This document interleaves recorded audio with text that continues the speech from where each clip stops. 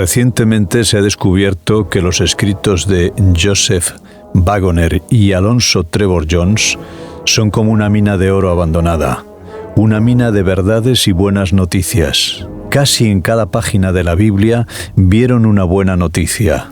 De todo esto resulta algo conmovedor que hace vibrar el corazón para siempre. Es fácil ser salvo y difícil estar perdido si comprendemos hasta qué punto la buena noticia es buena. Es con inmenso placer que presentamos estos deliciosos bocados cotidianos de buenas noticias. Pueda producir a todos vosotros tanto placer oírlas como a nosotros reunirlas y llevarlas a vuestros oídos. Lo que significa no caminar según la carne.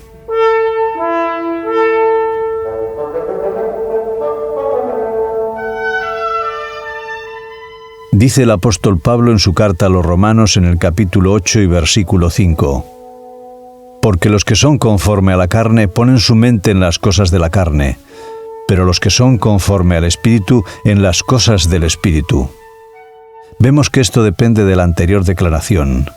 Para que la justicia de la ley se cumpliese en nosotros, los que no andamos conforme a la carne, sino conforme al Espíritu, como dice el apóstol Pablo en su carta a los Romanos en el capítulo 8 y versículo 4. Las cosas del Espíritu son los mandamientos de Dios, porque la ley es espiritual. La carne sirve de ley de pecado, como leemos en la carta del apóstol Pablo a los Gálatas en el capítulo 5 y versículos 19 al 21, donde las obras de la carne son descritas. Pero Cristo vino en la misma carne para mostrar el poder del Espíritu sobre la carne. Los que viven según la carne no pueden agradar a Dios, mas vosotros no vivís según la carne, sino según el Espíritu, si es que el Espíritu de Dios mora en vosotros, como dice el apóstol Pablo en su carta a los Romanos en el capítulo 8, versículos 8 y 9.